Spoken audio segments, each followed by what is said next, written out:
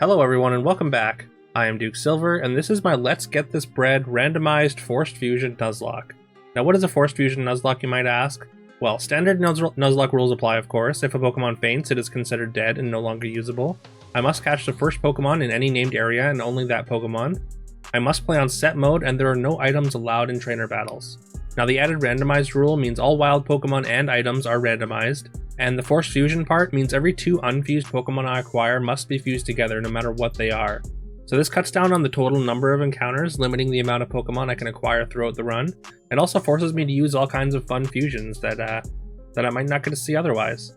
Finally, on top of all these rules, I must name every Pokemon, and I try to pick a theme for each run. The theme for this, as you may have guessed, is bread, and bread variations. So yeah, with all that being said, please leave a like, subscribe, and let's get this bread. Our starter choices are Remoraid, Chikorita, and Clefable. Long-term, Chikorita is a great choice, as it ends up more powerful than Clefable or Octillery, but getting a fully evolved Fairy type without having to get lucky and find a Moonstone for Clefairy seems too good to pass up. Not to mention the evolved stats allow us a free pass through this first rival fight. After our first fight, we are going to add a bunch of rare candies so we don't have to spend hours and hours grinding. If you'd like a very fast and easy tutorial for how to get rare candies for your Infinite Fusion game, I'll include a link to a tutorial I made for that in the description. We deliver the parcel to Oak, opening up the shop to get Pokeballs, and once we have those, the run officially starts. We get our first Pokemon from the mailman in the shop, which is a Rhydon, and because this is a forced fusion run, we are forced to fuse the Rhydon and Clefable, which is a really solid fusion to start with. The way stats for fusions work is not exactly 50-50, so the one Pokemon becomes the head and the other becomes the body, so the head gets 2/3 of the HP, special attack, and special defense stats, while the body provides 2/3 of their physical attack, physical defense, and speed stats. So we get Clefable's very decent special defense and special attack, with Rhydon's excellent physical attack and defense. Again, a really solid fusion, which we are going to name Bread, as it is the namesake of the run. We head straight to Route 22, where we catch a Togepi and crush our rival for the second time, which also unlocks the secret forest area. There we find a Rattata to fuse with our Togepi, and look at this thing, it's inside a piece of cheese. I absolutely love it. We also win the randomized item lottery and get 10 Master Balls. Those will certainly come in handy for the run. We next catch a Haunter on Route 2 and then encounter a fused Mon in Viridian Forest, which we can just use as is. Unfortunately, in the process of trying to catch the Manchoke, the Haunter takes a critical hit Bubble Beam and we have our first death of the run already. RIP Nameless Haunter. It's sort of only like losing half a Pokemon here, but along with our bumbled Route 1 encounter, that's a full Mon already gone. We immediately turn that same Bubble Beam on Brock, allowing Hoggleslog, the Machoke Mantine fusion, to breeze right through the first gym. We pick up a Machoke from Route 9 and buy a Sunkern for $500. And normally in Nuzlocke there's a duplicate clause where you reroll your encounter if you get a second Pokemon of the same evolution line. I don't use that rule in these runs. Since they're fused into something else every time anyways, they become entirely different Pokemon. The only Pokemon I reroll in these are legendaries, since having a legendary even fused to a weaker Pokemon could trivialize the run. We get a Bastiodon encounter in Mount Moon, and this is where we burn our first Master Ball, rather than mess around too much trying to catch this powerful Mon. Bread carries us through Mount Moon, and then we pop out onto Route 4 and find a Houndour Litwick fusion. We can use this one as is as well. Time for another rival fight. Bread starts strong, one-shotting Nidodo, but we have to go to Pandaqueso, our now Raticate Togetic fusion against the Chikolari. Pandaqueso then just hyperfangs their way easily through the rest of the rivals team, and we are through. On our way to get the SSN ticket from Bill, we get a Squirtle to fuse with our Bastiodon, another extremely solid defensive fusion. We get very lucky again, finding a shiny stone which allows us to evolve the Togetic half of our Pandaqueso into Togekiss. It was definitely cuter inside the piece of cheese, but it does get a decent boost of stats, even if this head-body configuration isn't ideal.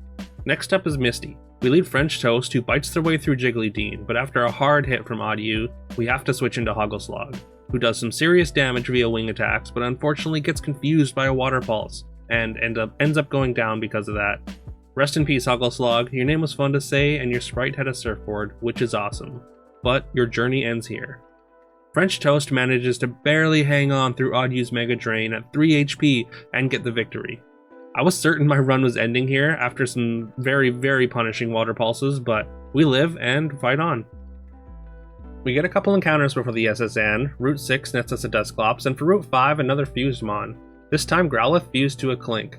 We managed to get a Begone by fishing in Vermilion City, which is going to pair very nicely with the Dusclops. Our Route 11 counter is a Vibrava, very nice to get a ground type right before facing off with Surge. But before heading off through Diglett Cave, we take on the SS Zan so we can secure our cut HM.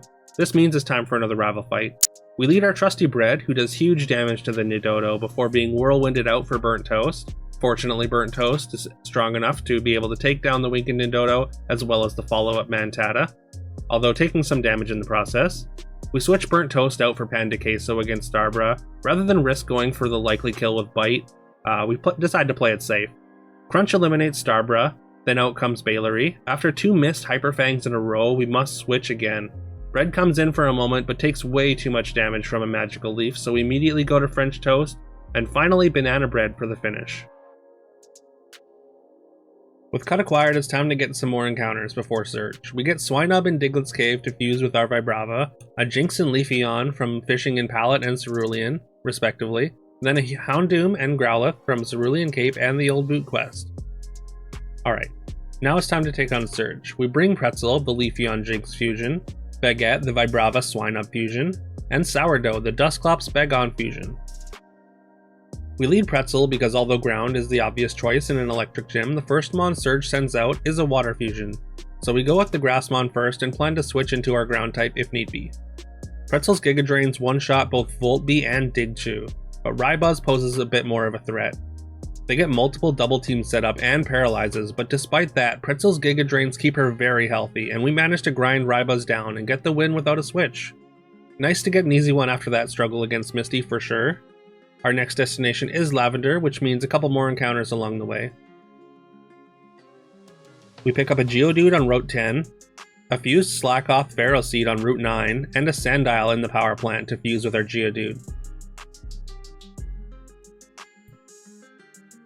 Our Rock Tunnel encounter is an Oddish, and we get gifted a Gibble in the Zelda Cave to fuse with it.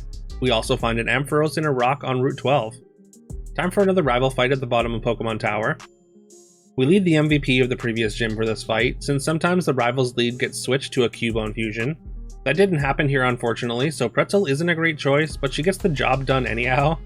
Pretzel then proceeds to solo yet another fight, Giga draining everything on the rival's team down.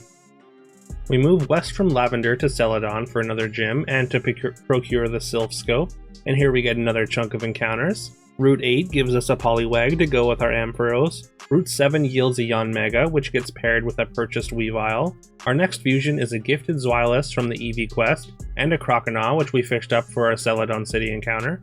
We follow that up with a Totodile on Route 16 and a Scizor in the Hidden Forest. We then fish up another Sunkern on the Viridian River, which gets fused with Nidoran from the 3 AM cave in Lavender. Finally, we revive a fossil, which turns out to be a Quillfish. In order to obtain the Sylph Scope, we must descend into the sewers with Erica. We run through all the Rocket Grunts with no trouble, but Giovanni is a whole different story. With the level cap at 35, his level 38 Gengar Kangaskhan fusion can be a real nightmare. We lead Pretzel into Giovanni's Arnix, Giga draining it down, but getting our defense shredded by Screech and Acid, so we have to swap while the Arnix is low, as it's much lower risk than swapping into one of his scarier Mons. French Toast comes in and finishes Arnix, and then here comes the Genkan. A Shadow Ball and Chip Away forces us to swap once more, but fortunately Panda Queso with Crunch is enough to put the Genkan down. We then have to go to Bread to take on the Ryrus, a bit risky as they could have a water move, but we managed to eke out a win without losing anyone yet again. And now it's on to the Celadon Gym, but not before we catch a Caterpie as our sewers encounter.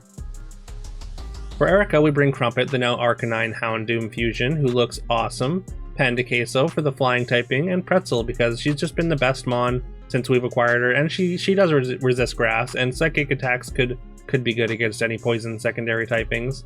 Not that any of that matters though, because Crumpet reduces this gym to ash in no time flat, just blitzing through all 3 of Erica's Mons. And that's it, yeah, another easy one. On to the Ghosts. The only real challenge for this section is a level 40 Genwhack that can hit like a truck. If you don't come prepared for it, it can deal some serious damage to your team. Shadow Ball, Bone Club, and Thrash are all very real threats. Normally I liked bringing a couple grass or water types with solid special defense to take a Shadow Ball, but this time we're going to go in with Crumpet and hope that Beat Up is good enough. We are weak to Bone Club, but we do outspeed here. So we get the beat up, but it's not quite enough to one-shot. Fortunately, Genwhack goes for the Shadow Ball, which we resist thanks to Crumpet's Dark typing. So just one more beat up and we are home free. We get the Poke Flute and can get past the Snorlaxes blocking the path forward. Another chunk of encounters here. We get a Breloom's Wireless Fusion from Cycling Road. Route 13 gives us a Litwick to go with the Noctowl we caught at Pokemon Tower. And we get a Krokorok Murkrow Fusion from routes 14 and 15. We get an Analyth Licky Licky Fusion from the Safari Zone, and a Swinub Mr. Mime Fusion from Route 18. Finally, we fish up a Forretress from Route 19, and get a Torchic from another fossil. And look at this thing. The chick inside the egg is cool, but there's something about this one that is tough to look at. Alright, it's Koga time. We are in the back half of the gym leaders now, and this is where they take a decently large difficulty uptick. Koga's Chansey Muck Fusion in particular is incredibly hard to beat without a plan, as it sets up with Minimize and Acid Armor while recovering each turn with Black Sludge. For this fight, we've brought Marble Rye, the Krokorok Golem Fusion, French Toast, our Bastiodon Blastoise Fusion, Baguette, our Vibrava Piloswine Fusion, and Casatino, our Arcanine Clink Fusion. So 2 Steel types and 2 Ground types. Ground types are of course super effective against poison, while Steel types just can't be poisoned. We lead Marble Rye into the Venomoth. We take a much bigger chunk from Signal Beam than expected, but we do manage to take it down, which triggers Moxie. Moxie is an ability that raises the Pokemon's attack when it knocks out an opponent. So in theory, if we can stay healthy enough, Moxie can get you strong enough to sweep a team. Magnifying is up next, and I go for the Bulldoze, hoping it wouldn't have Levitate, but unfortunately it does, negating the attack. We are able to use Smackdown to negate the Levitate and then take Magnifying down, getting a second stack of Moxie. Unfortunately, at this point, we've taken too much damage to risk fighting the Beether, so we make the swap to Casatino, who puts Beether down with a Flamethrower. Then here comes Koga's ace, Chinook. We try to set up our special attack with some Charge Beams, but Chinook starts taking chunks out of our health, so we have no choice to switch to Flamethrower and try to race. They did set up a double team, so we aren't fully accurate. It comes down to the wire, but our Flamethrowers strike true and we get through Koga unscathed. No encounters on the way to our next objective, so we can get right to it. We are now off to Saffron City to free it from Team Rocket's clutches and then challenge Sabrina. We zoom through the Silphco building, and just before facing off against Giovanni once again, we get yet another rival battle, and just like the gym leaders, the rival fights have gotten a sharp tick in difficulty in the back half of Kanto, specifically in the form of the rival's Electabuzz Gyarados fusion and the powerful Tauros he's added to his team. We lead French Toast, who should be able to resist anything Nidodo throws at them. My plan was to throw super effective Ancient Powers, as even a single stat boost would allow French Toast to single-handedly take a huge chunk out of the rival's team. Unfortunately, we burn all our Ancient Powers, but we get no stat boosts, and our defensive Mon just can't out-damage the Roosts. I also did not account for Nidodo to have Earth Power, which was super effective, of course. Thankfully, since it wasn't Stab and French Toast has a ton of defense, it wasn't too devastating. Still, we are eventually forced to switch into Bread, who takes Nidodo down with a Stone Edge.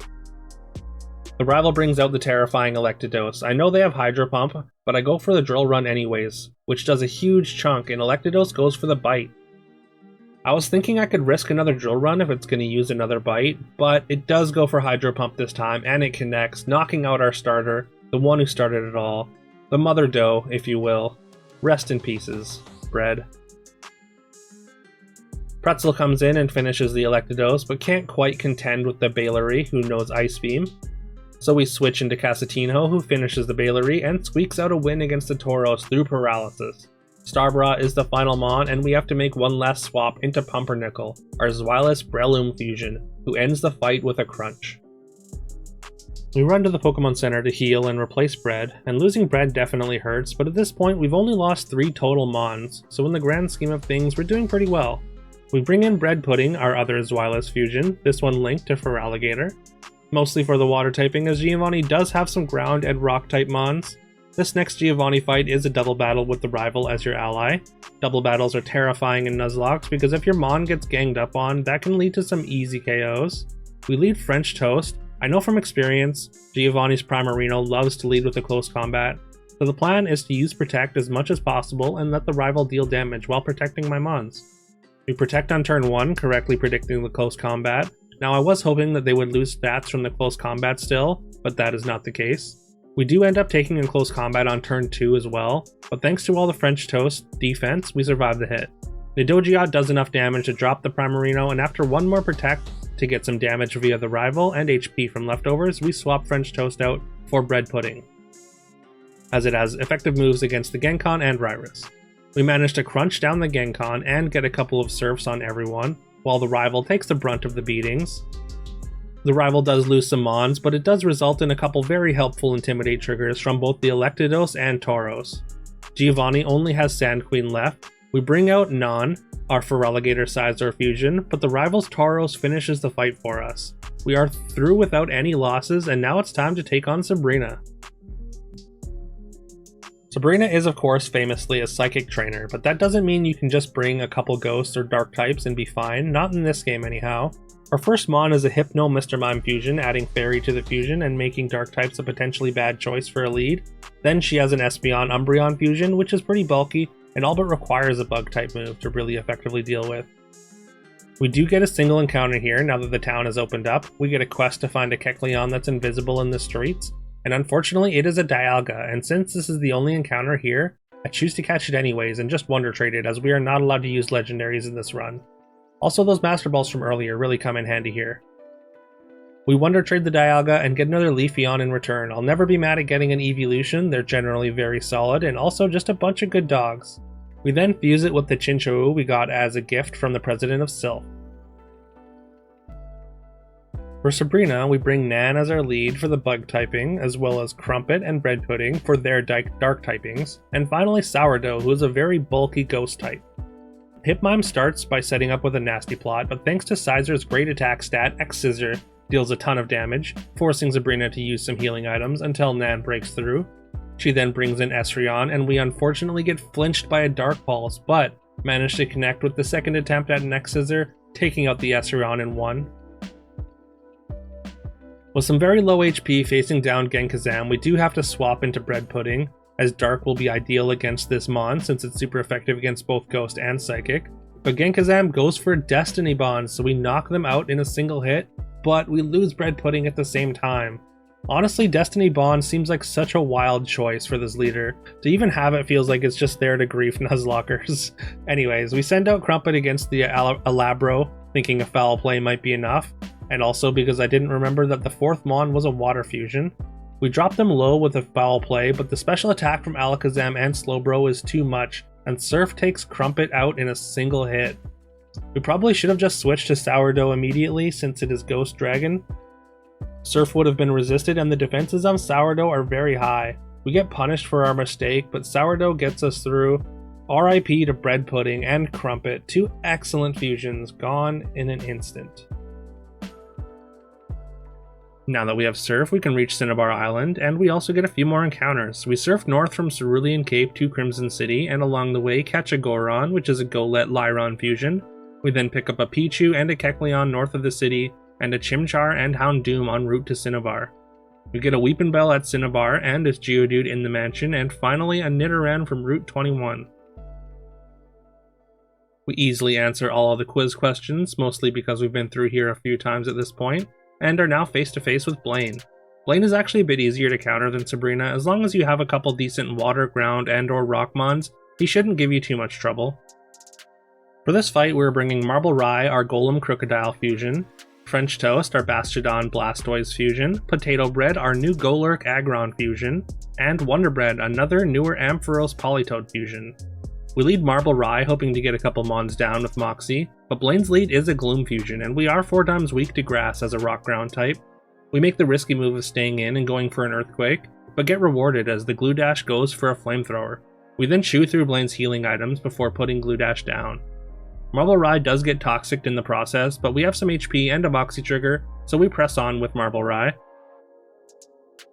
Next up is Magdon, who is 4 times weak to ground, so we go for it. We get lucky and they miss a Drill Run, and they go down to the Earthquake, netting us another Moxie trigger here. In comes Chardactyl, which has an awesome sprite, if I might say. We stay in once more and go for a Moxie enhanced Smackdown. The Chardactyl goes for a Hyper Beam, but Marble Rye has the defense to take it, and one-shots the Chardactyl. At this point, the poison has taken its toll, and we have to make a swap, so we send out Potato Bread to take on Blaine's 9-9. We get Confuse Raid immediately and don't even get an attack off before Potato Bread is roared out of the fight, replaced by French Toast. A Surf and an Aqua Jet aren't quite enough to take out the Mon before getting roared again, this time into Wonder Bread, who finishes them off with a Surf. And that is Blaine done without any real issue. Marble Rye got very fortunate and was able to tear through a few Mons single-handedly, and also managed to avoid the roars, as the poison, if it had been roared out, would have been enough to kill it, probably in just one tick.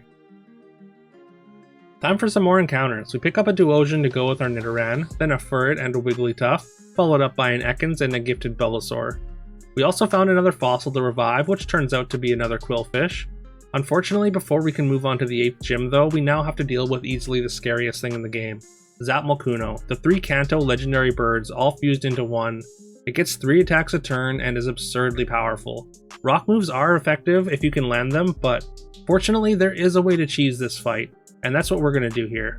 So the way to scam this fight is just bring a Perish Song Mon. As long as you can get the move off, after 3 turns all 3 heads of Zap-mokuno will faint. You're pretty much guaranteed to lose a Mon or 2, so we are going to be bringing at least 1 just to sacrifice. Fortunately, I also have a Protect TM, so I can teach any Mons I have Tech to further mitigate the damage to my team. We had to decide between our early game MVP, Pretzel, and Wonder Bread. We choose to go with Pretzel as she is faster, and also Wonder Bread has more stats overall, so is more likely to make our final team. So our plan here is to hope that Pretzel survives turn 1 somehow. Sometimes one of the birds sets up Tailwind, so we pray that we can take 2 hits, then Protect for a turn, and then swap out the following turn into our Sackmon. We get our Perish Song on turn 1, but unfortunately Pretzel can't take the hits. We then bring in our Sacrifice Mon Tortilla, the Sunkern Nidorina fusion, which gets a turn of Protect before being taken down, and finally, French Toast, who gets a free Protect turn as well, and that concludes the Perish Song counter. And down goes Zap-mokuno. We only lose Pretzel and our Sackmon, so losses aren't too heavy, and it had to be done to proceed. Rest in peace, Pretzel, and Tortilla as well, I guess. Alright, the final gym is now in our sights, but first let's take a quick jaunt to Johto to get some encounters. Just to make sure we aren't leaving any Mon that would be good for this final gym uncaught, we pick up a Klinklang, a Kabuto, a Dragonite, and a Marshrill, which is a Marshtomp Azumarill, and a Pseudochum, which is not a fake friend, but a Smoochum and Pseudo-Woodle fusion. So this group of encounters was definitely worth getting. The Azumarill fusion has huge power, which gives a huge boost, as the name implies, to the attack stat, which is normally fine for Azumarills as they have low base attack, but add in a fusion and this already good ability can become incredible. Also, this is a Mon that is going to fit nicely into our team for taking on Giovanni. Alright, here we go, the final gym. The final challenge before the Elite Four. Well, technically not final, we have a rival battle after this, but our team of 5 for taking on Giovanni is going to be Garlic Bread, the Leafeon Lantern fusion, Poleweed, our Garchomp Vileplume fusion, Pumpernickel, our Hydreigon Breloom fusion, Banana Bread, whom we've had since very early on. We finally found a Sunstone, and so it's now a Sunflora and Machamp fusion. And finally Regif, our Azumarill Swampert fusion with huge power. We lead Garlic Bread as the Grass Water typing. Seems like it'll be reasonably good against anything Giovanni has, so it's a safe bet. We start with a Leaf Blade against Giovanni's Rhyperius, which doesn't even do half. But Rhyperius Return Surf doesn't even do enough to overpower our leftovers. We go for a Surf to see if our special attacks will do more, even though Garlic Bread is a physical attacker, but he swaps into Electatrio, who takes just over half damage. Giovanni wastes a heal on his Mon as we go back to Leaf Blade and one-shot the Electatrio from full. Out comes Glissatar, who like Rhyperius has good enough physical defense to not quite take half from Leaf Blade. Giovanni uses another heal as we once again try a Surf, this time dealing about the same damage as the Leaf Blade. Poison Jab from Glissatar does a huge chunk, but our Leaf Blade high rolls damage and knocks it out. Thanks to our leftovers, we are at half HP still, so when Giovanni sends out Gochamp, we decide to stay in, and we put it to half with a Leaf Blade. Gochamp lands a Dynamic Punch, not quite taking us down, but also confusing Garlic Bread. We could chance the confusion and go for the KO here as we are faster, but I decide it's better to just swap into Regif. It's a free switch as Giovanni goes for a third full restore on Gochamp. We go for the Play Rough, which doesn't quite kill, but an Aqua Jet the following turn is enough. Next up is Rylax, Giovanni's ace, with Rhyperius still waiting in the back. We go for an Aqua Jet, which surprisingly does almost half of Rylax's HP, but an Earthquake does some serious damage to us. We go for the Superpower, hoping to outspeed. Unfortunately, we do not outspeed, but Rylax goes for rest instead of the kill, so we get the superpower, but it does not one-shot. We go for a second superpower and miss the attack, taking some damage from Snore. We can take another Snore, so rather than let Rylax wake up, we go for the kill. Just Rhyperius left against our whole team. We decide to swap into Pumpernickel, hoping for no ice moves here. Our Poison Orb takes effect, effectively giving this mon leftovers as well because of Poison Heal. Seed Bomb drops Rhyperius low, and a Crunch finishes Rhyperius off, and we are through Giovanni without losing anyone.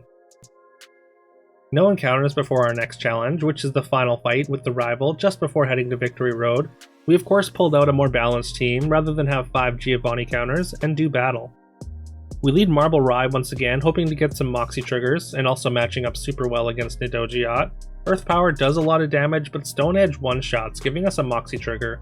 We scout Megalary's attack, and it's a Hydro Pump, so we decide to swap out rather than roll the dice, even against a 70 accuracy move. Regiff comes out, and the opponent decides to set up a Light Screen. So at least there's no damage. We are very vulnerable to a grass move, so we need to put this mon down quick. Megalary paralyzes Regiff with a Body Slam, stopping my attack, and then hits us with a Bullet Seed, putting Regiff an inch from death. We do land our Play Rough, dealing a significant amount of damage, but now we need to swap again. Garlic Red comes out and does just a bit of damage before Bullet Seed once again drops it super low, but Megalary is low enough for us to outspeed and take it down with a Leaf Blade. Talcute comes out and we swap into Batbot, our Dragonite Cling Clang fusion. A couple Zen Headbutts don't do much as we take it down with a couple of Gear Grinds in return. Maghorn comes out for the rival, and a quad effective Aqua Tail immediately knocks it down, although we do take a burn from the Flame Body in the process. Electados is up next. We throw a Discharge at it before needing to swap out. We swap into Sourdough, which gets an important Intimidate trigger, lowering Crunch's damage to less than half, allowing us to make an attack in return. We go for Toxic, then a turn of Protect before a swap. We just need to stall until Toxic does its thing. With a couple Protects on my team, that shouldn't be too tough. Toxic takes down Electados, and Starkazam comes in just in time to get hit by Fly from our Pandaqueso. I go for a Protect thinking it will stop Future Sight's delayed attack, but unfortunately it does not, and Pandaqueso goes down. Another mon that's been with us since the start. I'll always remember you as that little mouse trapped in a cheese wedge. RIP. We swap into Sourdough hoping to finish it with a Crunch, but we get Confuse Raid, and Sourdough hits itself, so I decide if I'm going to sack something, I need it to not be Sourdough. We go to Batbot, who is hurt by Burn, but Starkazam goes for a Future Sight, and we get a hit in, winning the fight.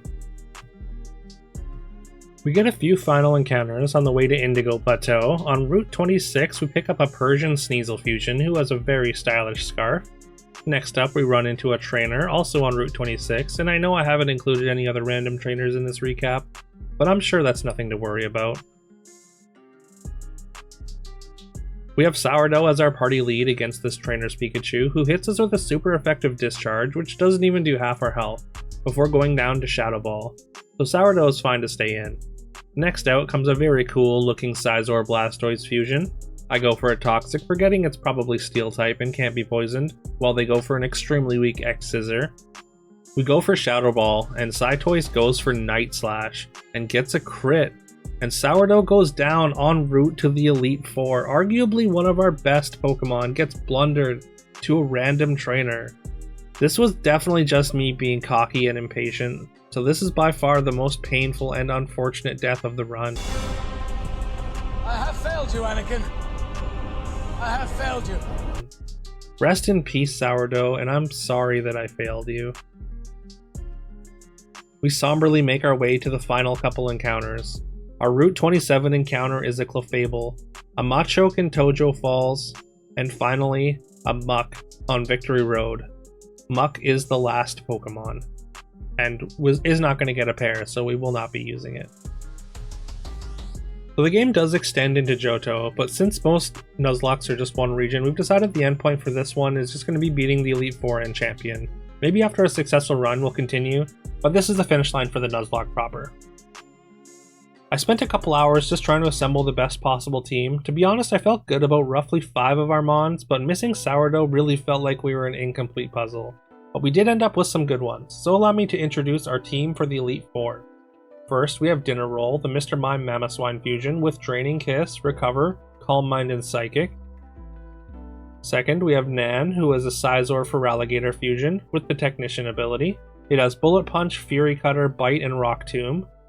Third, we have Regif, our Azumarill Swampert, with the huge power ability, with Rock Tomb, Play Rough, Earthquake, and Aqua Tail.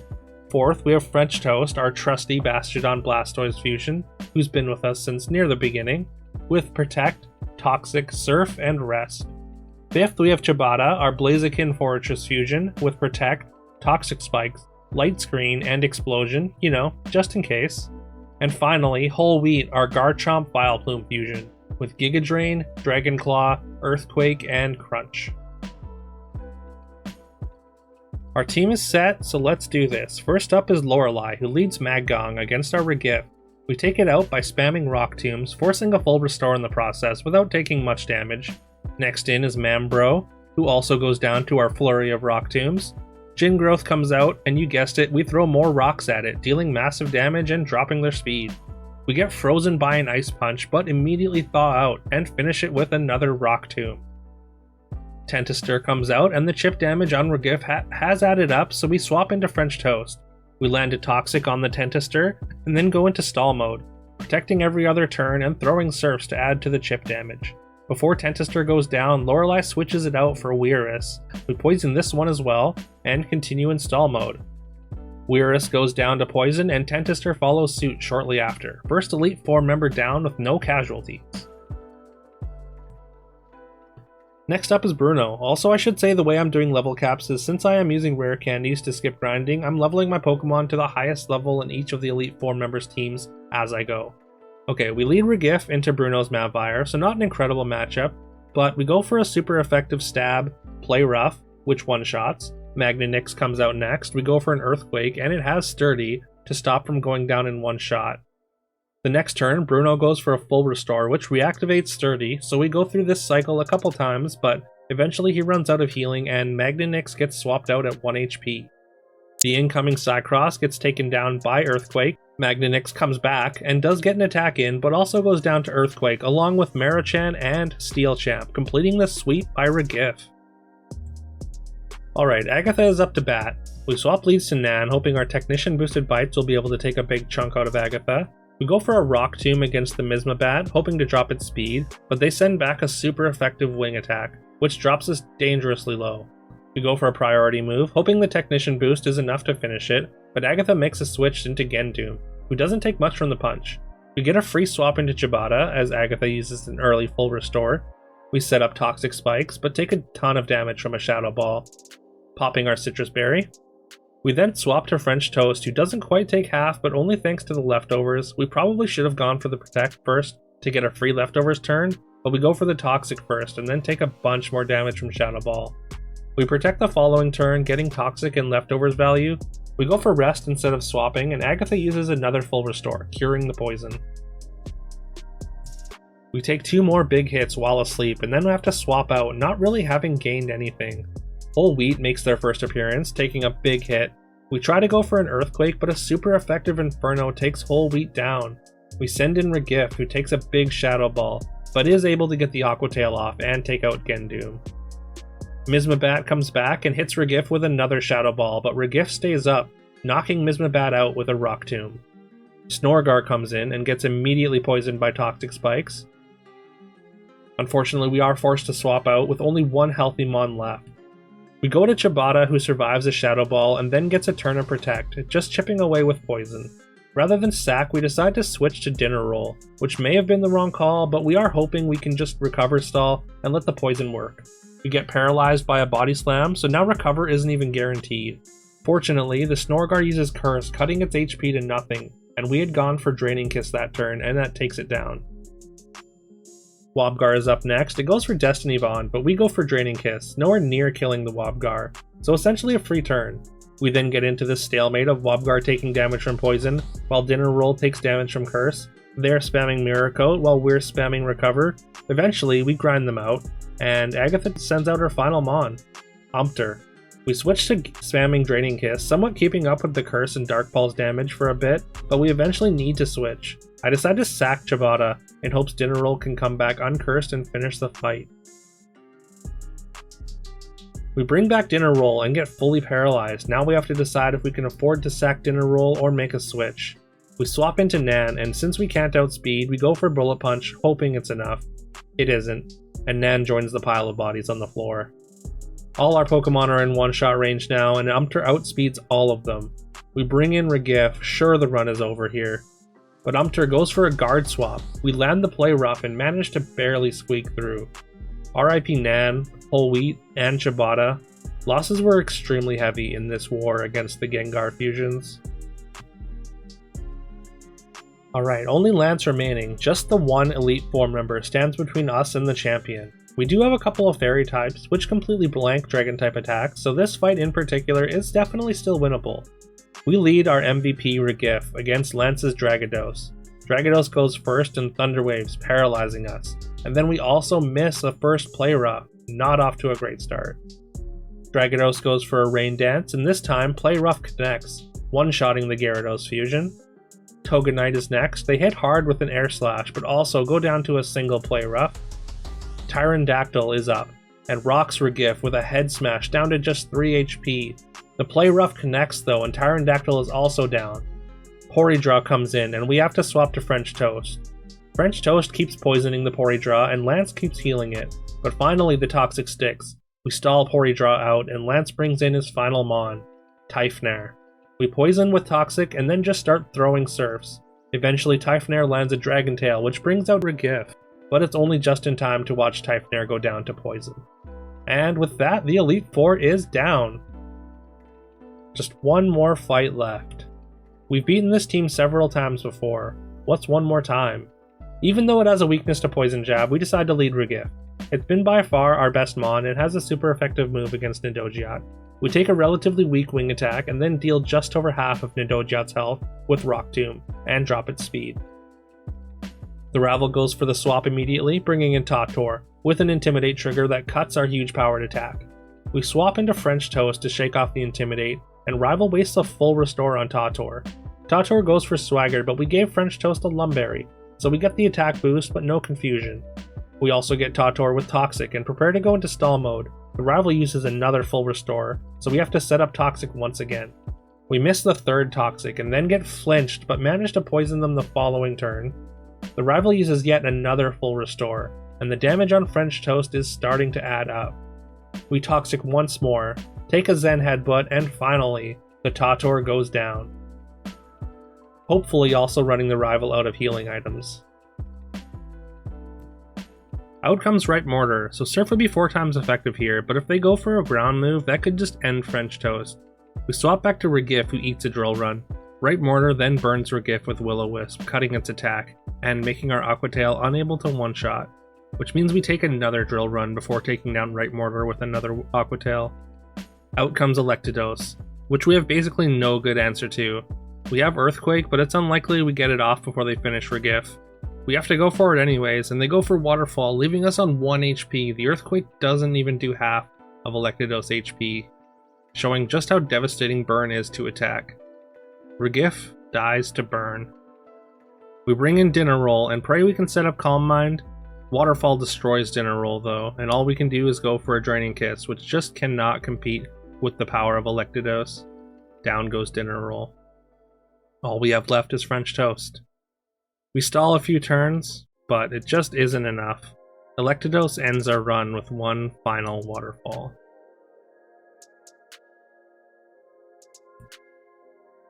After several attempts, this is my best run to date. This Force Fusion Nuzlocke has been a really fun introduction to Nuzlocking, and honestly I've learned so much just about Pokemon strategy doing these. I am determined to get a win with this rule set, so watch out for that, hopefully soon. Let me know if you enjoyed this, or if you have any helpful Nuzlocke tips, please leave those in the comments. I respond to every comment, and I'd love to hear from you. Please remember to like and subscribe. Also follow my Twitch, where I do all my Nuzlocking. Also, you can go and follow my VODs channel if you want to see every detail from this run. Those full streams are uploaded over there. My Twitch and VODs channel will be in the description as well as the comments. And yeah, thank you so much for watching. I hope you have a great rest of your day, and I will see you next time.